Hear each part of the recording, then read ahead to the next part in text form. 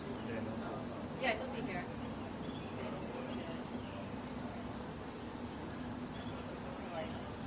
Okay, so basically, for the arrival, our goal is to stay away from to be blocking the press. So I can like this, and you can be right there. Okay. That's I don't think I'm going to be away from the press though. Yeah. It's very tight, Okay. but it might be Daniel here, but otherwise it wouldn't be. All right. It's the same.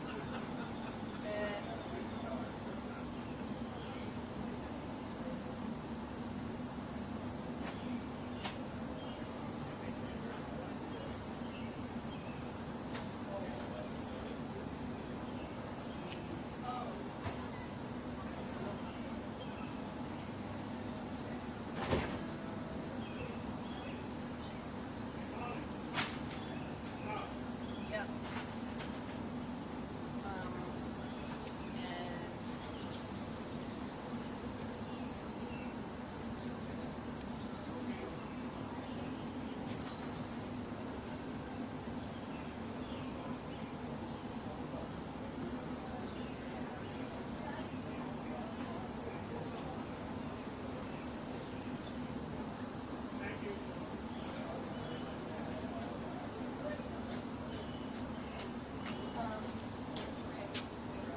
What's that?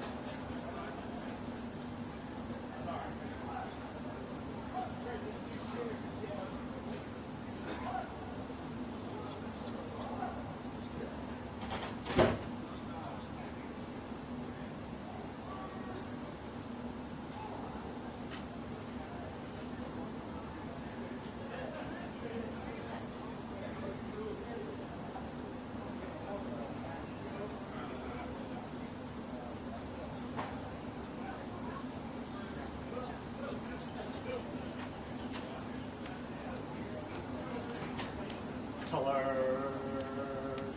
Oh. Oh. Oh. Oh.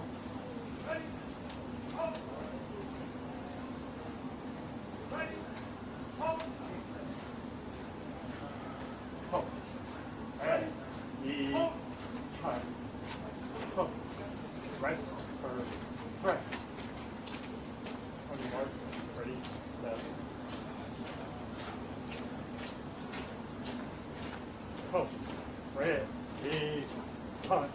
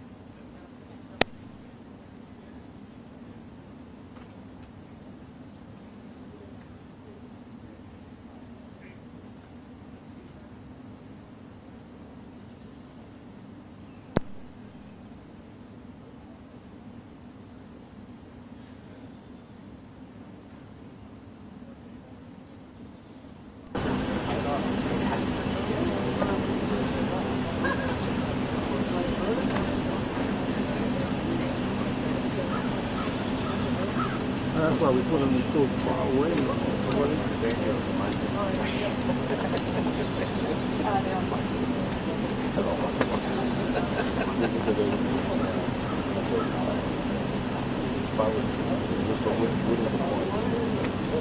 We're just gonna pull it back a little bit. Just pick them up and bring the hit. Okay, that's fine. Whatever you want to do. Yeah, I mean they're all unplugged. They're unplugged. Okay, yeah, we're just gonna move them back. Okay. So we don't. Yeah, really.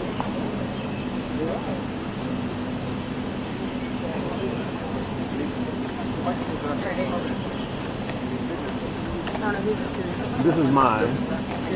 I'm not sure which one is White House. I think this one is. And this is CBS maybe? You know, just lay them right here. Because theirs wasn't even on. Got a call transmission to tell them that you guys unplugged. I told the ladies. Yeah, but White House is expecting that. That's smart.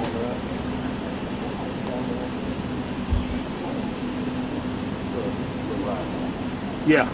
Oh, you get it. Is the gate open?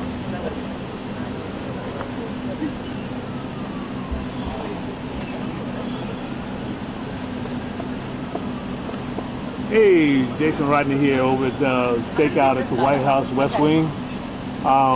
Hey man, how you doing?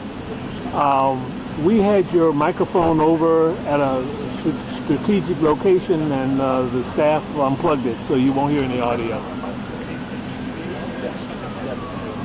Yeah, it's gone. They unplugged it. Well, I don't know. That's something you guys got to talk to them about. Sorry, man. Okay, bye. So the question is still behind you? They go around the White House as well? Do what now? Is they still behind you? They go to the White House? Do they go in? You think all of them go? Could be. All of them go. No. If they don't go in, you know what I'm saying?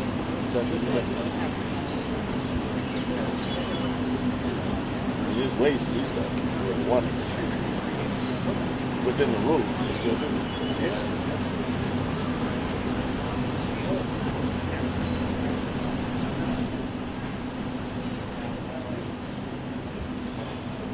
Well, you got one shot though. You know, that's a big difference. Your shot, and that's a big difference. Oh, that's good. Oh, yeah. You gotta use the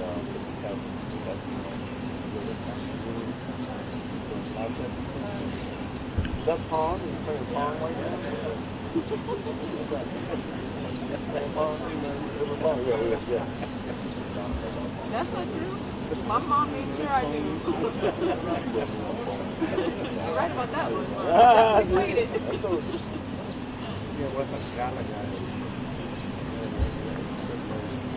That's all right. I went out No, that's all right. Costco, they had the arcade type ones, you know that? Yeah. They have a lot of arcades now that have like. The 8 came out. Gate open?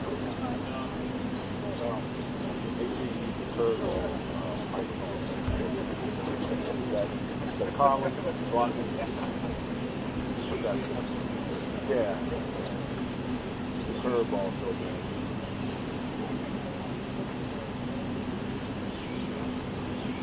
All right, my shot center's up, so everybody watch them off.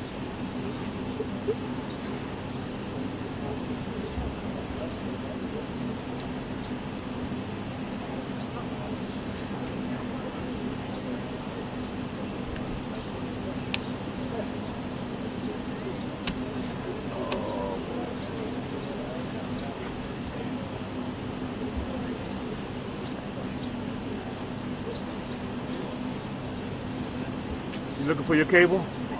Looking for our microphone. The microphone's right here. They unplugged it. So there's no mics. You can put I wasn't. We had it under the bush over there, and they came and undid it. We're gonna have one. Yeah. What should you do, sir? I don't know which one's ours. I'm guessing it's this cord. I think. Oh. Shit. I think the cable is still there, cable, no? Oh, it is. Go plug into one of the cables, and I'll let you know if I hear it or not. Because one's mine. What are you trying to do? Go plug into the cable. Okay, never mind.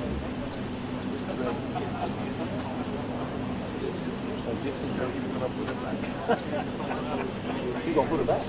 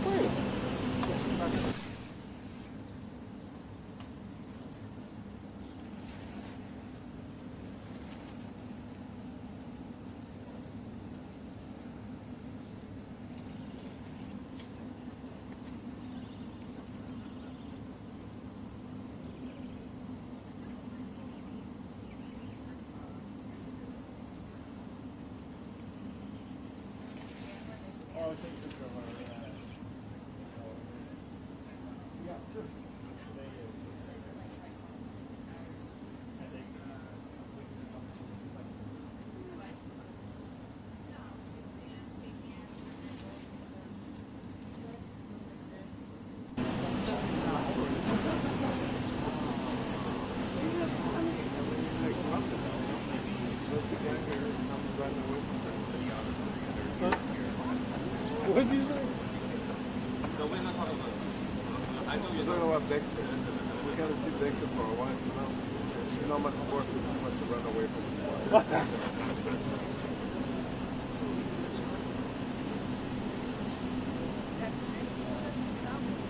It has to do this with rivals. It is. Yeah. Next to Super Bowls.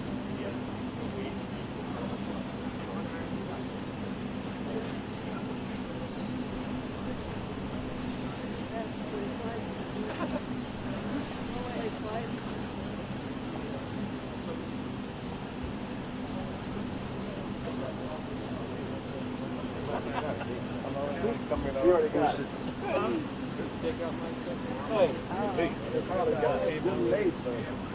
They picked it up and took it back over. Don't go back to there. That's amazing. That's Matt? amazing. You go out They put it on the stand right here, on the other side of the building. I called over the White House, the Capitol, the press office, but so we had it over there under the cover, and they didn't want to go. Okay. Well, apparently there were a couple of ants that were arguing. They couldn't have that.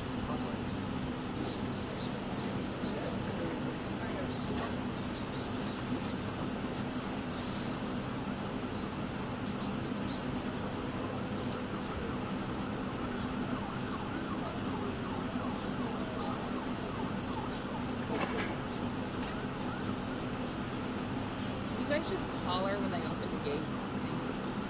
What do you want to holler? Just when they open the gate. No, I mean holler what? The gates are open. Oh, say that? Say I'm messing with you. I can say anything. I got don't know. bored. It's full of jokes somewhere. Bananas today. You don't know what they look down there, so we've been putting those microphones there for I don't know how long. Several bunch of rivals. Oh, The cases. you sat on the back. Oh, okay. And it doesn't affect the car? Oh, okay. Oh, he's just got the case. Yeah, well, some, you know. It's a thick case. Okay.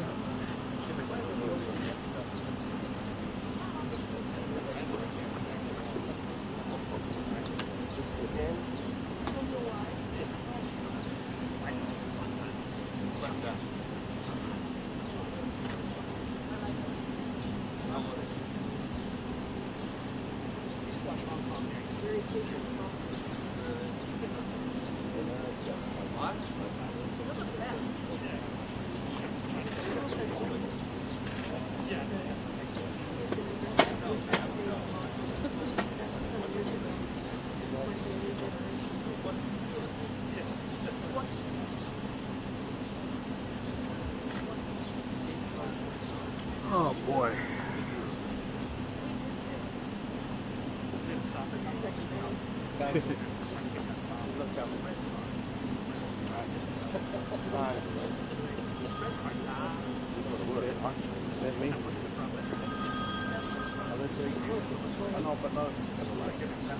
Hello.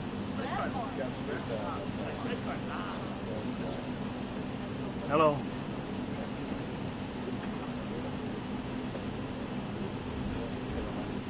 Okay. All right. You think so? Everybody said it. I don't think so.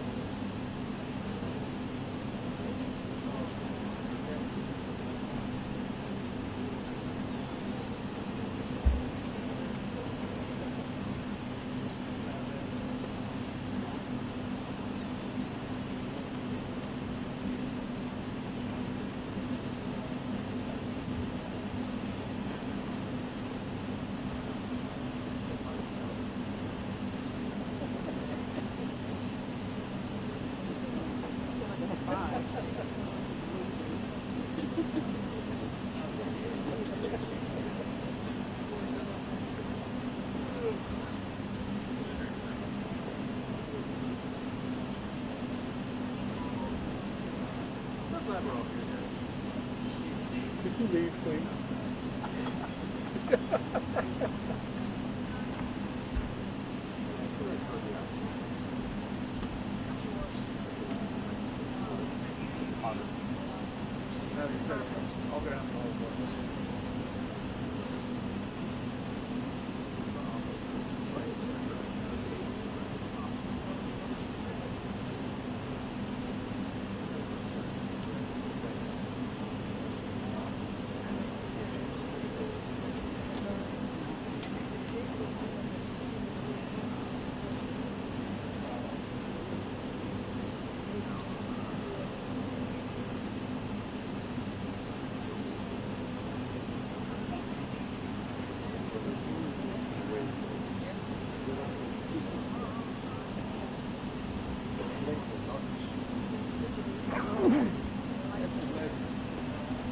Thank you.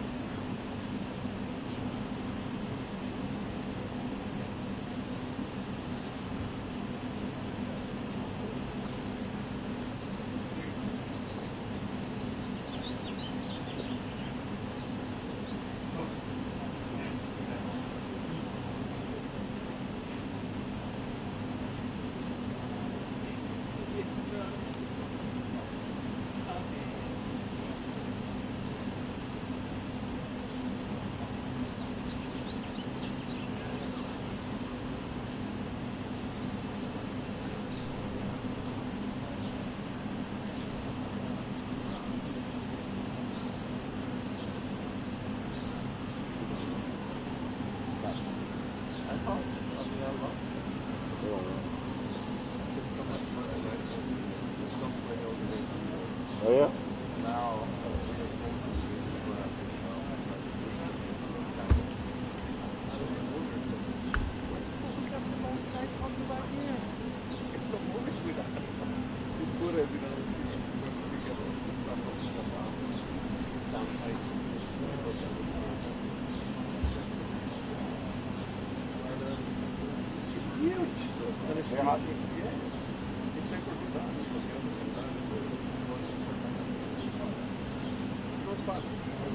Still got to record.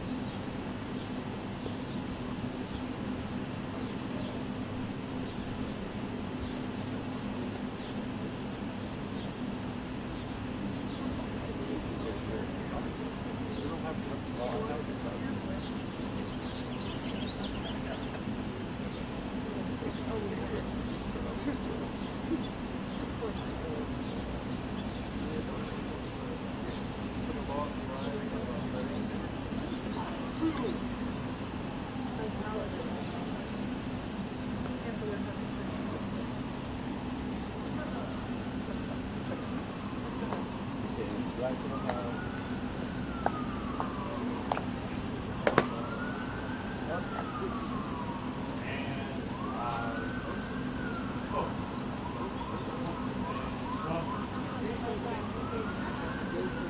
It's opening.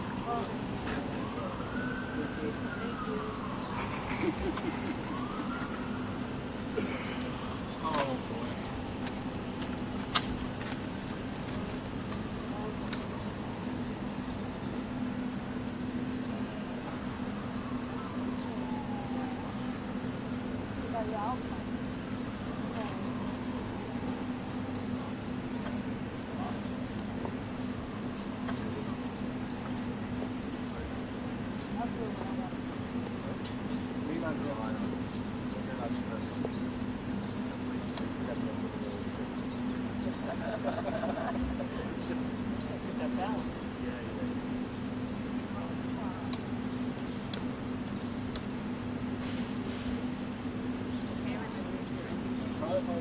What a case rolling. Travel over at the White House. We are standing in the driveway. We're going to arrival of Prime Minister Carney of Canada. We just got a 2-minute warning to his arrival. The gates are now open. 2-minute warning to Carney's arrival. We are live on Pool 5.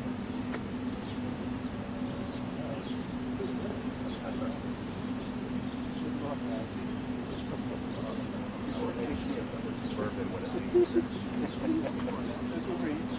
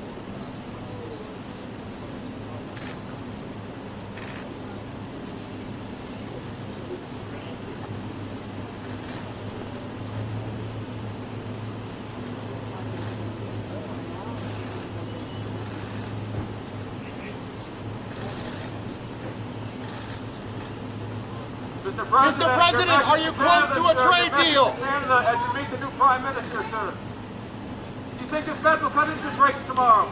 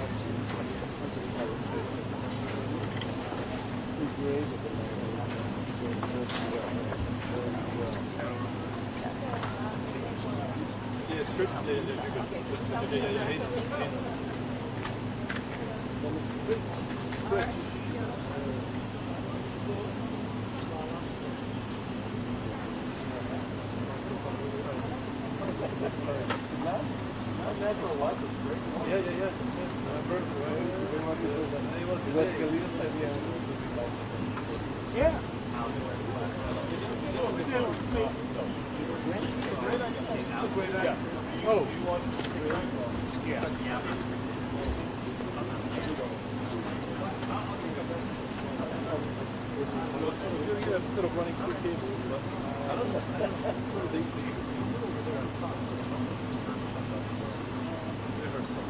where do you want me to put it?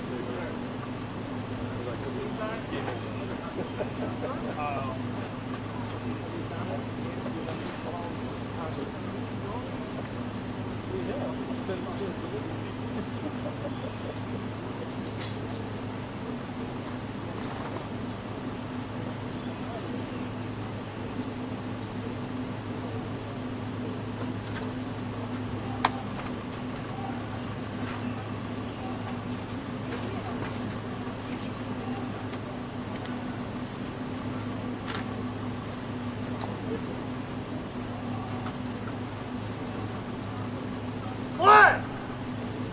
Port! Flag!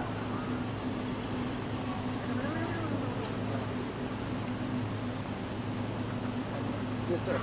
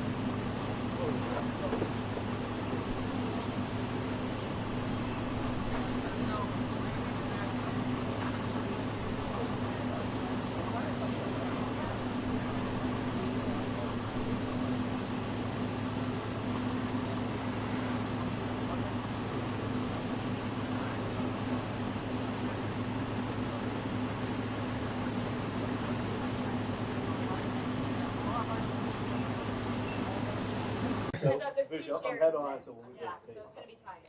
There's two chairs, two chairs. I was told I'll be behind the right Oh, corner.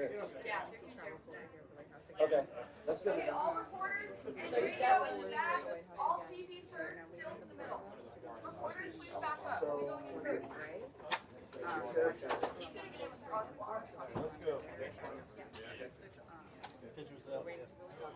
Oh, that's lovely. Two people sitting in front. All reporters, take one big step back. See that, Rudy? Joe, is your shot up or or are you in bars? I like camera now. Camera now? Jen, you might have to go to the right. Hold the screen. Yeah. Hold the screen up. They're saying they're not seeing it on tour. Could be a 20 What? second. Yeah, I You did. guys actually take another big step back. Okay. Start with the back. Everyone take a step back. You should see our shots on tour 3 and 4. I know you guys are not. All TV going in first. Olivia, Great. you tell them all TV going in first. Yes. Okay. All right, we're good. Okay. We need a video guy to move You're good. up. Thanks. We're good. We're good. So, Joe, you have a picture of it. If Stills can take another step back.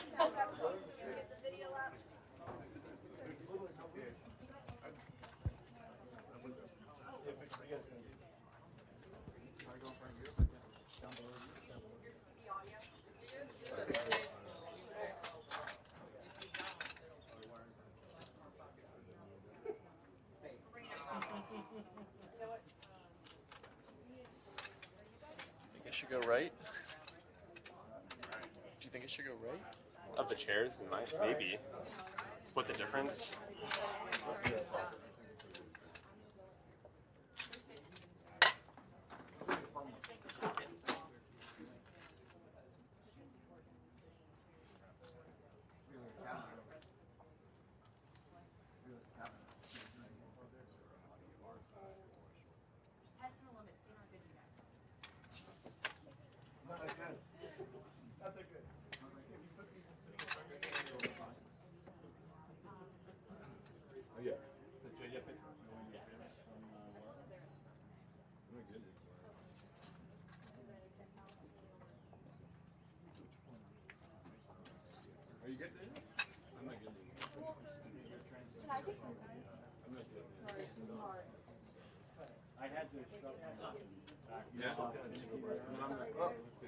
Hi.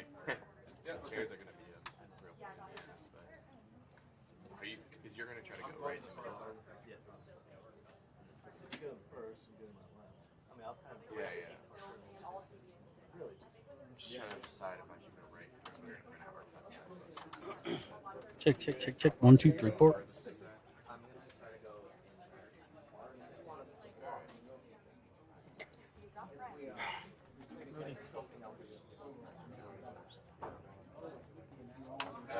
Rudy.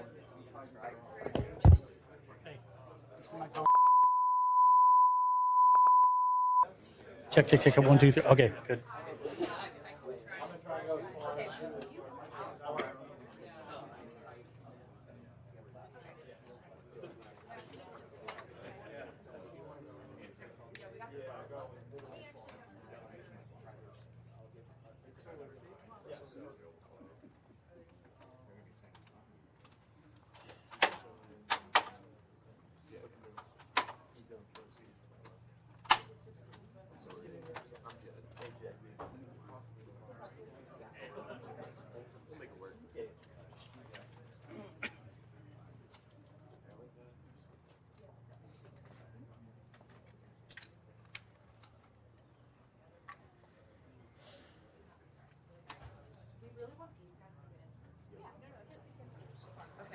Don't stop. No. Don't stop. I'm not kidding. Yeah, I'm just trying to help here. Well, don't worry. I'll just screen that. Don't worry. Watch. The other side to help make sure the only people in there are supposed to. I have to ask him. So he's doing class. I apologize. Who's your head on? Right behind him. You're head on? I'm head on, yeah. Yeah, so you'll be behind me. This is the new So we're going in A20 first. Nexus. Waka. Is this Yeah, but right now, it's only humanly possible for me to go in after my colleague and then you go in next. It's nice, man. But I gotta keep it off though because it drains the battery. Yeah. Yeah, I got 8 channels. Wow. It's all internal. Ooh, it's all screen though. Yeah, I miss buttons and knobs. I hear you. You got RTSA all over.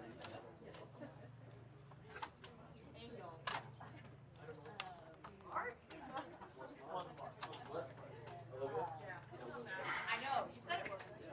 You were right. Smart.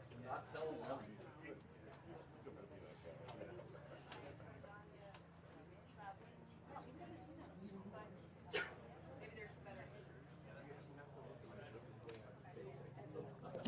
I knew what you were saying. Do the networks? Oh yeah. Yeah.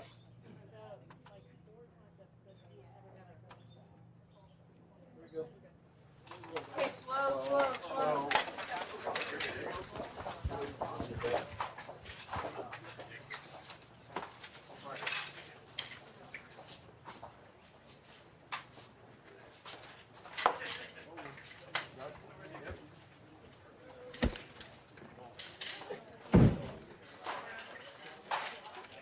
boy. Stand here. Just watch the mic on their heads, please.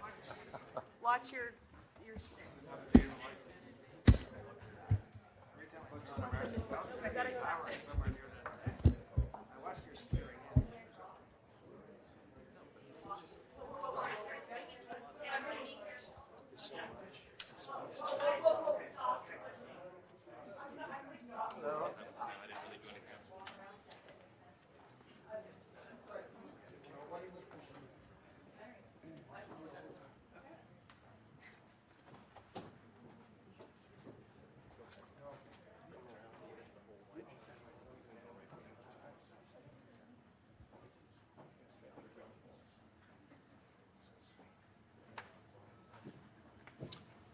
Thank you very much, everybody. It's a great honor to have Prime Minister Mark Carney with us. As you know, just a few days ago, he won a very big election in Canada. And I think I was probably the greatest thing that happened to him, but I can't take vote credit. His party was losing by a lot, and he ended up winning. So I really want to congratulate him. It was probably one of the greatest comebacks in the history of politics, maybe even greater than mine. You know? But I want to just congratulate you. That was a great election, actually. We were watching it with interest, and I think Canada chose a very talented person, a very good person, because we spoke before the election quite a few times. And it's an honor to have you at the White House and the Oval Office. And you see the new and improved Oval Office as it becomes more and more beautiful with love. You know, we handle it with great love and 24-karat gold. That always helps, too. Right? But it's been a lot of fun. We're going over some of the beautiful pictures that were stored in the vaults that were for many, many years, in some cases over 100 years. They were stored in vaults of the great presidents, or almost great presidents, all having a reason for being up, every one of them. So it's very interesting. But I just want to congratulate you, and ran a really great race. I watched the debate. I thought you were excellent. And I think we have a lot of things in common. We have some tough points to go over, and that'll be fine. We're going to also be discussing Ukraine, Russia, the war, because Mark wants it ended as quickly as I do. I think it has to end. We had some very good news last night. The Houthis have announced that they are not, or they've announced to us at least, that they don't want to fight anymore. They just don't want to fight. And we will honor that, and we will stop the bombings, and they have capitulated, but more importantly, we will take their word. They say they will not be blowing up ships anymore, and that's what the purpose of what we were doing. So that's just news. We just found out about that. So I think that's very, very positive. They were knocking out a lot of ships going, as you know, sailing beautifully down the various seas. It wasn't just the canal, it was a lot of other places. And I will accept their word, and we are going to stop the bombing of the Houthis, effective immediately. And Marco, you'll let everybody know that, okay? Do you have something to say about that, by the way? It's a pretty big announcement. Yeah, this was always a freedom of navigation mission. These guys, these are, a band of individuals with advanced weaponry that were threatening global shipping, and the job was to get that to stop. And if it's going to stop, then we can stop. And I think it's an important development. And we'll have maybe before, we're going to, as you know, the Middle East, Saudi Arabia. We're going to UAE and Qatar.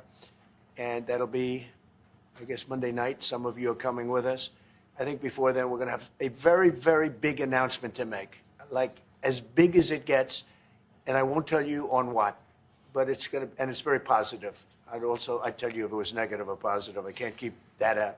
It is really, really positive. And that announcement will be made either Thursday or Friday or Monday before we leave. But it'll be one of the most important announcements that have been made in many years about a certain subject, very important subject. So you'll all be here. Mark, would you like to say a few words? Well, thank you, Mr. President. I'm on the edge of my seat, actually, I for the know. big announcement. But thank you for your hospitality and above all, for your leadership. You're a transformational president, focus on the economy with a relentless focus on the American worker, securing your borders, ending the scourge of fentanyl and other opioids, and securing the world. And I've been elected with my colleagues here, with the help of my colleagues here. I'm going to spread the credit to transform Canada with a similar focus on the economy, securing our borders, again on fentanyl, much greater focus on defense and security, securing the Arctic and developing the Arctic. And the history of Canada and the U.S. is we're stronger when we work together, and there's many opportunities to work together. And I look forward to addressing some of those issues that we have, but also finding those areas of mutual cooperation so we can move forward. That's great. Very nice. Thank you very much. It's a very nice statement. Mr. President, Anybody? Is USMCA dead? No, it was actually very effective, and it's still very effective, but people have to follow it. So, that's been a problem. People haven't followed it. But it was a transitional step a little bit, and as you know, it terminates fairly shortly. It gets renegotiated very shortly. But I thought it was a very positive step from NAFTA. NAFTA was the worst trade deal in the history of our country, probably in the history of the world. And this was a transitional deal, and we'll see what happens. We're going to be starting to possibly renegotiate that if it's even necessary. I don't know that it's necessary anymore, but it served a very good purpose. And the biggest purpose it served is we got rid of NAFTA. NAFTA was a very unfair deal for the United States, a very, very terrible deal. It should have never been made. It was made many years ago, but it should have never been made. Canada and the United States. Would you like to see your first trade deal be with Canada? I would love that. Look, I have a lot of respect for this man, and I watched him come up in a sense through the ranks when he wasn't given much of a chance, and he ran a really great campaign. He did a really great debate. I think that debate was very helpful. I was going to raise my hand. I don't know if that's good or bad. I shouldn't say that. That might hurt you. But no, he ran a really great election, I thought. And yeah, something could happen. Something could happen. Yeah, please. What's the top concession you want out of Canada? The top concession you want out of Canada? Concession? Yes. Friendship. But that's not a concession. No, we're going to be friends with Canada. Regardless of anything, we're going to be friends with Canada. Canada is a very special place to me. I know so many people that live in Canada. My parents had relatives that lived in Canada, my mother in particular. And I love Canada. I have a lot of respect for the Canadians. Wayne Gretzky, how good, the great one. You happen to have a very, very good hockey player right here on the Capitals, who I have a lot of respect. He is a big, tough cookie, too. He just broke the record. And he's a great guy. And, we had the team here, and I got to know a lot of the players. But now Canada is a very special place. Yeah, please. Mr. President, Mr. Prime Minister, I'd like to get your response to this too. Mr. President, you have said that Canada should become the 51st state. Yeah. No. Well, I still believe that, but it takes two to tango, right? But no, I do. I believe it would be a massive tax cut for the Canadian citizens. You get free military, you get tremendous medical cares and other things. There would be a lot of advantages, but it would be a massive tax cut. And it's also a beautiful, as a real estate developer, I'm a real estate developer at heart. When you get rid of that artificially drawn line, somebody drew that line many years ago with like a ruler, just a straight line right across the top of the country. When you look at that beautiful formation when it's together, I'm a very artistic person, But when I looked at that beauty, I said, that's the way it was meant to be. But, you know, I do feel it's much better for Canada. But we're not going to be discussing that unless somebody wants to discuss it. I think that there are tremendous benefits to the Canadian citizens, tremendously lower taxes, free military, which honestly we give you essentially anyway because we're protecting Canada if you ever had a problem. But I think it would really be a wonderful marriage because it's two places that get along very well. They like each other a lot. Well, if I may, as you know from real estate, there are some places that are never for sale. That's true. We're sitting in one right now, you know, Buckingham Palace that you visited as well. That's true. And having met with the owners of Canada over the course of the campaign last several months, it's not for sale, won't be for sale ever. But the opportunity is in the partnership and what we can build together. We have done that in the past. And part of that, as the President just said, is with respect to our own security. And my government is committed for a step change in our investment in Canadian security and our partnership, and I'll say this as well, that the President has revitalized international security, revitalized NATO, and us playing our full weight in NATO, and that will be part of it. And they have, I must say, Canada is stepping up the military participation because Mark knew, you know, they were low and now they're stepping it up, and that's a very important thing. But never say never. Never say never. What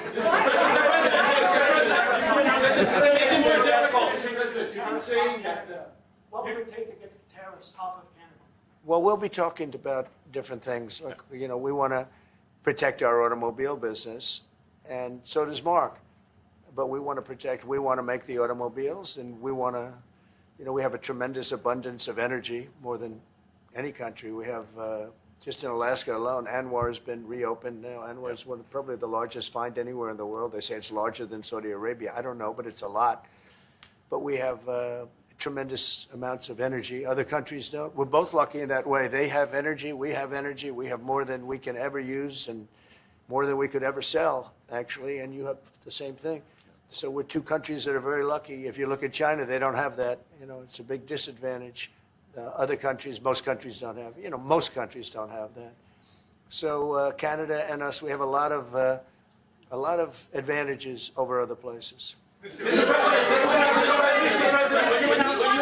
President, when you consider what Mr. Carney just said, that Canada is not for sale, does this make the discussion a little more difficult to start on? No, not at all. No, not at all. No, time will tell. It's only time. But I say never. I've had many things that were not doable, and they ended up being doable, and only doable in a very friendly way. But if it's to everybody's benefit, you know, Canada loves us and we love Canada. That's, I think, the number one thing that's important. But we'll see. I mean, over time, we'll see what happens. China. I was hoping you can clarify something. Earlier this morning in Capitol Hill, Secretary Besson said that there had been no negotiations yet with China. You have said something different. They want to meet, and they're doing no business right now. And those ships are turning around in the Pacific Ocean. Big turn. Those are big ships. Those ships take about 10 miles to turn. And, you know, we lost $1 trillion to China on trade because of an incompetent president that we had who preceded me, grossly incompetent. You're finding it out more and more now. And by not trading, we're losing nothing. So we're saving $1 trillion. It's a lot. But they want to negotiate, and they want to have a meeting, and we'll be meeting with them at the right time. But you haven't met with them yet. I have not met with them, of course. You would know if I met. I'd tell you. They want to meet, but, you know, we are right now. Look, they're suffering greatly. Their economy is suffering greatly because they're not doing trade with the U.S. And they made most of their money off the U.S. Don't kid yourself. They don't make the money off other countries like this. And they were making. We had a trade imbalance. We had a deficit, or they had a surplus. Another way of saying it, of more than $1 trillion. Think of it, more than $1 trillion. And because of 145%, that's the only reason, but because of they have now 145% tariff, there's no trading. You can't trade with 145%. We are, therefore, making in a certain way, I guess, $1.1 trillion. In other words, we're not losing $1.1 trillion. Our deficit is much better. When I started, I say we were losing billions of dollars a day on trade. That's rapidly turning around. We looked at numbers this morning. So we were losing, the United States during Biden was losing more than, I won't even give you numbers because they're so embarrassing, but billions of dollars a day on trade. Those numbers are rapidly turning between the tariffs. Don't forget, we're now getting 25% on cars, 25% on aluminum, 25% on steel, and maybe more importantly, massive numbers of companies are moving into the United States. Honda, we have tremendous, the car companies are moving in at levels we've never seen before. The biggest investment ever made in the United States is being made right now. Trillions of dollars. I would say we could be at $9 trillion. You could go back to other presidents. They haven't had $1 trillion for their entire term.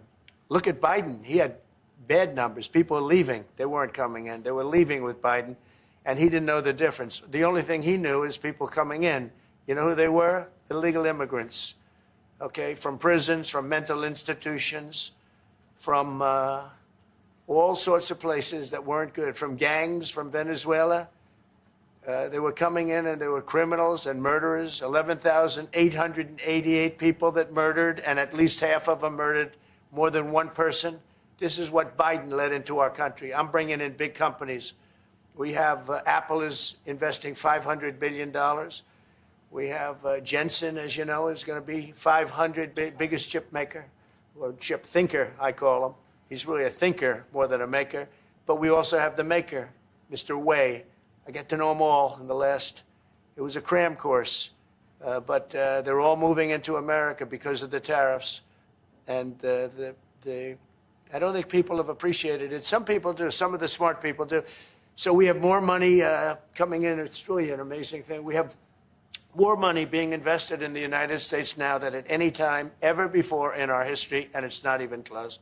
And I think the real number could be 9 or 10 trillion. We don't know everybody that's doing it. We have many. I just heard about a plant that's being built right now, a very, very top-of-the-line company, and they didn't come to the White House. They're just doing it because they're making it because if they build here, there are no tariffs. And this is the big market. This is the market. That sets us apart from it. This is the market where everyone wants to be. Now, if I didn't come here and do this, all of a sudden we wouldn't be the market where everyone wants to be. So we were able to do it in time. But we're going to have a great announcement. And I'm not necessarily saying it's on trade. Going to the beginning, we're going to have a great announcement over the next few days, an announcement that will be so incredible, so positive. And I'm not saying, I don't want you to think it's necessarily on trade. Just to finish, we also have a situation, because everyone says, when are you going to sign deals? We don't have to sign deals. We could sign 25 deals right now, Howard, if we wanted. We don't have to sign deals. They have to sign deals with us. They want a piece of our market. We don't want a piece of their market. We don't care about their market. They want a piece of our market. So we can just sit down, and I'll do this at some point over the next 2 weeks, and I'll sit with Howard and Scott and with our great vice president, who has done a really good job. We have some good news to report on a lot of fronts. But JD will be there, and Marco, and we're going to sit down, and we're going to put very fair numbers down, and we're going to say, here's what this country, what we want, and congratulations, we have a deal. And they'll either say, great, and they'll start shopping, or they'll say, not good, we're not going to do it. I said, that's okay, you don't have to shop. Now, we may think, well, they have a right, that maybe we were a little bit wrong, so we'll adjust it. And then you people will say, oh, it's so chaotic. No, we're flexible. But we'll sit down, and we'll, at some point, in some cases, we'll sign some deals. It's much less important than what I'm talking about. For the most part, we're just going to put down a number and say, this is what you're going to pay to shop. And it's going to be a very fair number. It'll be a low number. We're not looking to hurt countries. We want to help countries. We want to be friendly with countries. But you keep writing about deals. When are we going to sign? When? It's very simple. We're going to say, in some cases, we want you to open up your country. In some cases, we want you to drop your tariffs. I mean, India, as an example, has one of the highest tariffs in the world. We're not going to put up with that. And they've agreed already to drop it. They'll drop it to nothing. They've already agreed. They would have never done that for anybody else but me. So we're going to put down some numbers, and we're going to say our country is open for business. And they're going to come in, and they're going to pay for the privilege of being able to shop in the United States of America. It's very simple. It's very simple. So I wish they'd keep, stop asking, how many deals are you signing this week? Because one day we'll come and we'll give you 100 deals. And they don't have to sign. All they have to do is say, oh, we'll start sending our ships right now to pick up whatever we want or to bring whatever we want. It's very, very simple. And I think my people haven't made it clear. We will sign some deals, but much bigger than that is we're going to put down the price that people are going to have to pay to shop in the United States. Think of us as a super luxury store, a store that has the goods. You're going to come and you're going to pay a price, and we're going to give you a very good price. We're going to make very good deals. And in some cases, we'll adjust. But that's where it is. And we've been ripped off by everybody for 50 years, and we're just not going to do that anymore. We can't do that. And we can't let any country do that to us. We're just not going to do it anymore. Can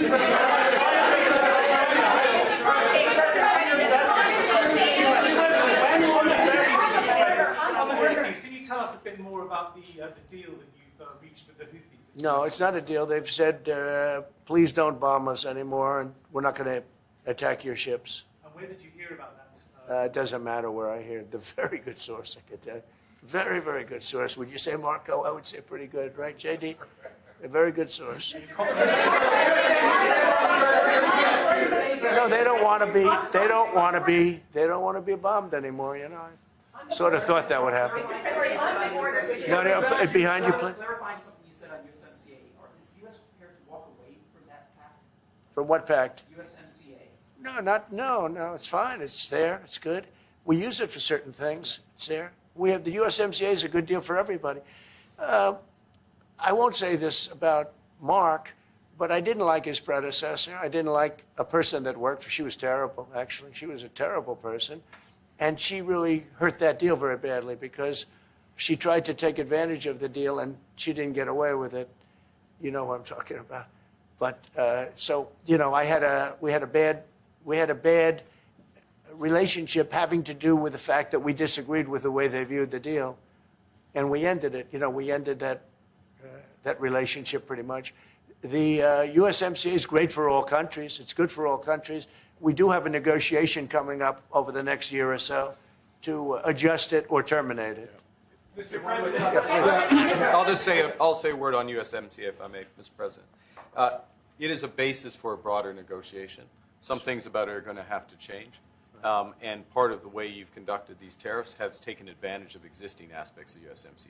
So it's going to have to change. There's other elements that are come, and that's part of what we're going to discuss. Right.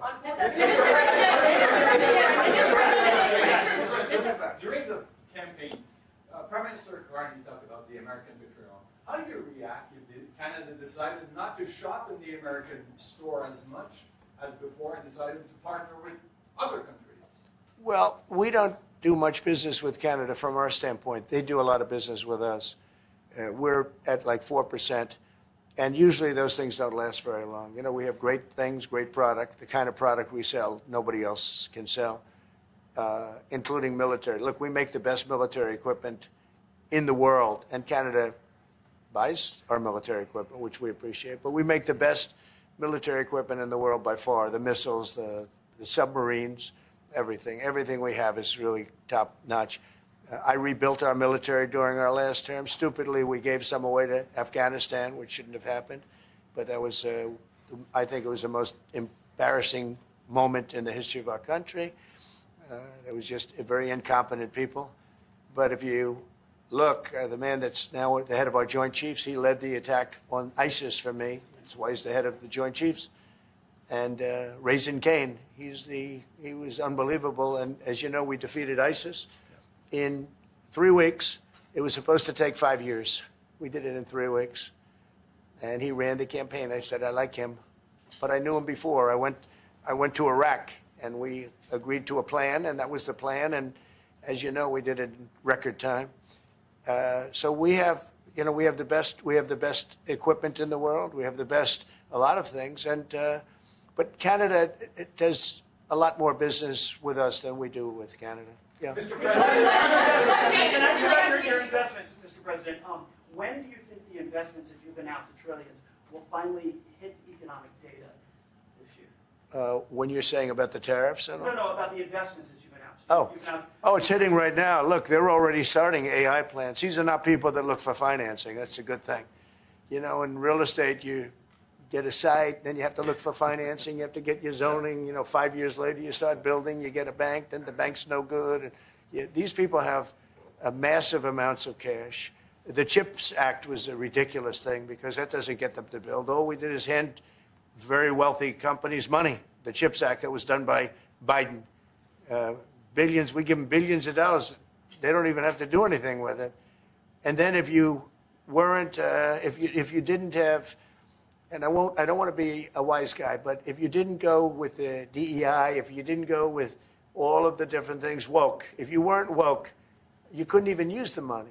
You had to have a certain percentage of this and that and that and that. It's impossible to have. The companies actually complained to me. They say they gave me all this money, but nobody can get these people to do anything.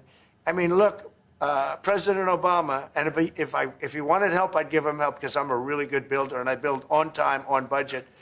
He's building his library in Chicago. It's a disaster. And he said something to the effect, I only want DEI, I only want woke. He wants woke people to build it. Well, he got woke people, and they have massive cost overruns. The job is stopped. I don't know. It's a disaster. And I don't like that happening because I think it's bad for the presidency that a thing like that should happen. He's got a library that's a disaster. And he wanted to be very politically correct, and he didn't use good, hard, tough, mean construction workers that I love, Marco. I love those construction workers. But he didn't want construction workers. He wanted people that never did it before. And he's got a disaster in his hands, like millions of dollars, really many millions of dollars over budget. And I would love to help him with it, or somebody else. I could recommend professionals, but it was not built in a professional manner. By the way, nor was in California a little train going from San Francisco to Los Angeles that's being run by Gavin Newsom, the governor of California. Did you ever hear of Gavin Newsom? He has got, that train is the worst cost overrun I've ever seen. It's like totally out of control. So then they said, all right, we won't go into San Francisco. We'll stop 25 miles short. And we won't go into Los Angeles. We'll stop 25 miles short. It's hundreds of billions of dollars for this stupid project that should have never been built. And then they realized that it would have been a lot less costly if we just gave limousine service back and forth and gave it free. They would have saved hundreds of billions of dollars. They have airplanes that go there for one 1/100th the cost. And they have cars. They have a thing called the highway that goes back and forth that's not fully utilized. And they got involved with this project. And Gavin, I always liked Gavin. I had a good relationship with him. I just got him a lot of water. I sent in people to open up that water because he refused to do it. And we just got him a lot of water. If they would have had that water, and if they would have done what I said to do, they wouldn't have had the fires in Los Angeles. Those fires would have been put out very quickly. But if you think about it, and you got to take a look at this, it's the worst cost overrun I've ever seen. I've watched a lot of stupid people build a lot of stupid things, but that's the worst cost overrun I've ever seen, what's happening between San Francisco and Los Angeles. And you ought to ask about that because this government is not going to pay. I told our very great new Secretary of Transportation, he's doing a good job, Sean Duffy, I said, we're not going to pay for that thing. It's out of control. This is something that you don't have things like this. It's not even conceivable. Like 30 times over budget, 30 times. It's the craziest thing and now it's hundreds of, it was supposed to be a simple train. And I think the media should take a look at it. And I'd love him to run for president on the other side. I'd love to see that. But I don't think he's going to be running because that one project alone, well, that and the fires and a lot of other things, pretty much put him out of the race. President, what changes would you like to see to the USMCA? Or what changes would you like to see? We're going to work on some subtle changes, maybe. I don't even know if we're going to be dealing with USMCA. We're dealing more with concepts right now. Look, right now, we're doing trade. We have trade. They're paying a tariff on cars and steel and aluminum. And I think we have a baseline of 10% or something like that for the tariffs. But we're getting along very well. Right now, going no further, but we have an agreement. We did something with even parts. You want to discuss that, Howard, with respect to Canada, which helps Canada out?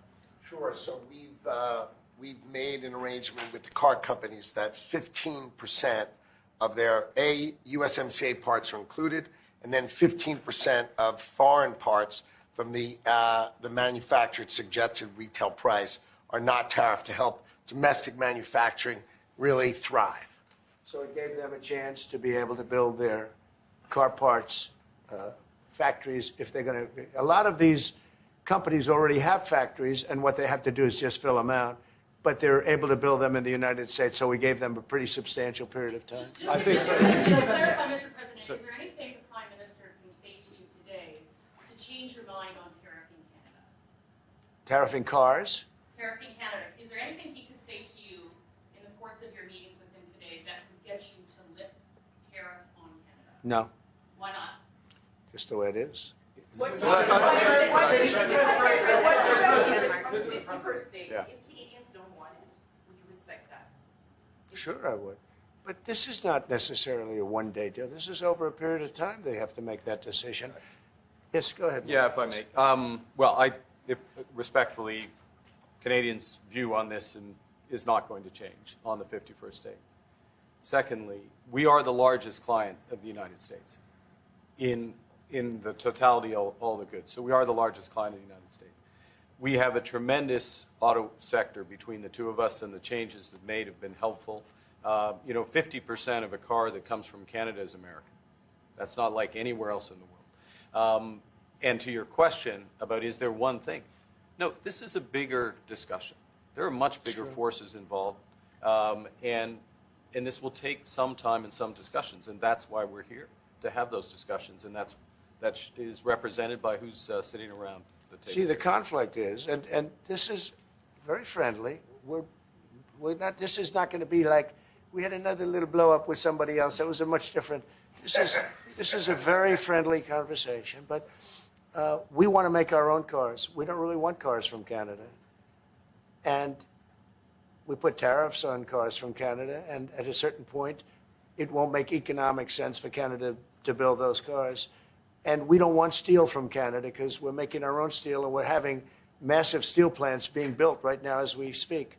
We really don't want Canadian steel, and we don't want Canadian aluminum and various other things because we want to be able to do it ourselves. And we, because of past thinking of people, we have a tremendous deficit with Canada. In other words, they have a surplus with us. And there's no reason for us to be subsidizing Canada. Canada's a place that will have to be able to take care of itself economically. I assume they can. I will tell you that Trudeau, when I spoke to him, I used to call him Governor Trudeau. I think that probably didn't help his election. But when I spoke to him, I said, so why are we taking your cars? Why are we taking we want to make them ourselves. I mean, I said, and if the price of your cars went up, or if we put a tariff on your cars of 25%, what would that mean to you? He said, that would mean the end of Canada. He actually said that to me. And I said, that's a strange answer, but I understand his answer. But no, I mean, it's hard to justify subsidizing Canada to the tune of maybe $200 billion a year. We protect Canada militarily, and we always will. We're going to, that's not a money thing. But we always will. But, it's not fair.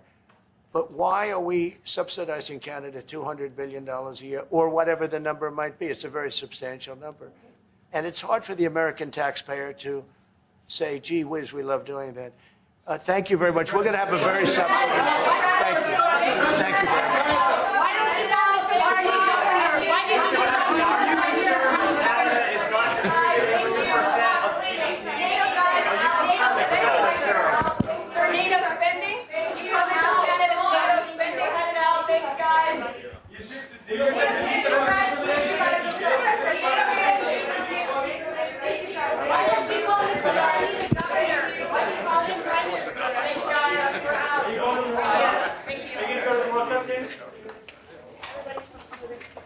Thanks, guys. Keep going. I'm just waiting for my pen. Thank you. Sorry. Thanks, guys. Thank you. Thank you.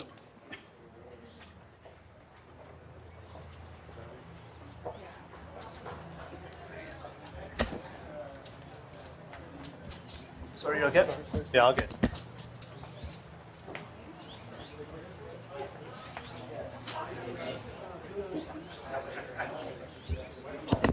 All right.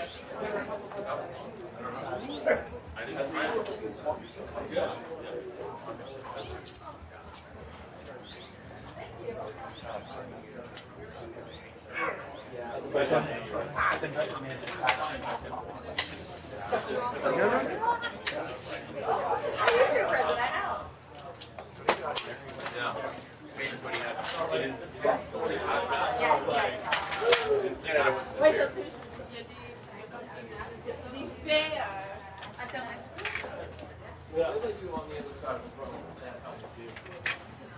We were fighting for our lives on our side.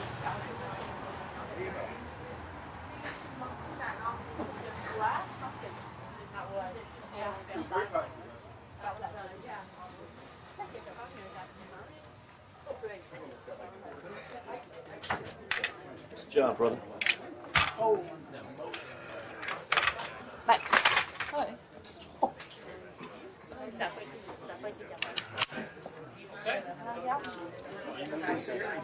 I'm gonna leave. Thanks, bud. You got it. Mark it.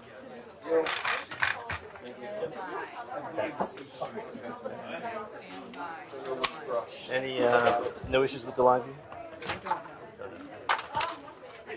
You good, Scoot? Oh, Joe? Yeah.